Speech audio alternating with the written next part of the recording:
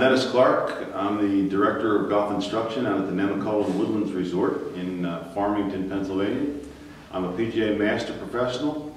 Been on the lesson tee for almost 30 years now. Deal with all levels of golfers, pretty much far and wide. The biggest hurdle that I find for golfers who are trying to improve their game is that their move or their pattern becomes very, very ingrained. It's very difficult to change a motion habit that has been ingrained for a number of years. And when you get to the better player, the problem is that their pattern or their motion has given them very positive feedback. In other words, they've scored well, they've won tournaments, they've played at a high level. So the feedback that they get is that their move is kind of something that's really, really good for them. To make a little change in that is very difficult and at times very challenging, but it can be done. So Robert's pretty typical, the better player that, when we work on things, we do them in small doses and over a long period of time. We've been together how long now? 8 years. 8 years.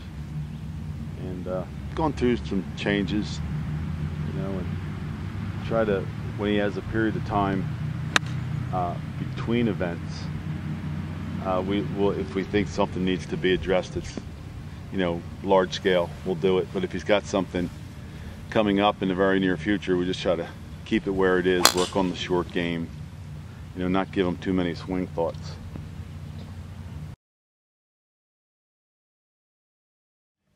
TrackMan has helped me become a better teacher because I no longer have to estimate at the values or the pattern that I'm looking at.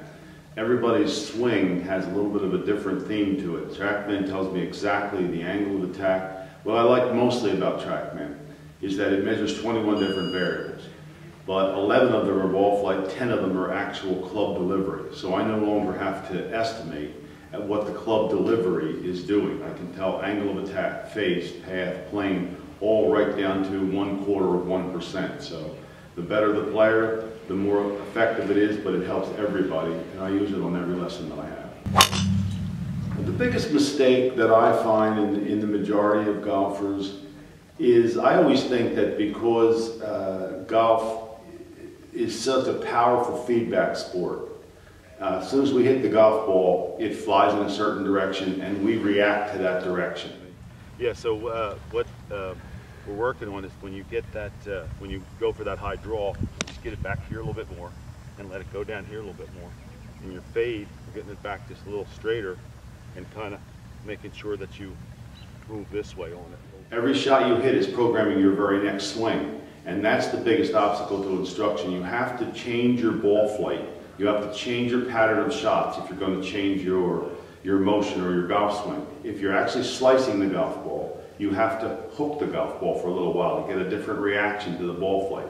And that, for a lot of people, they don't want to put up with that period of time where the ball's actually doing something. It's not going straight, it's got a different shape or pattern, and that can be very frustrating for the golfer, and that's very often their obstacle.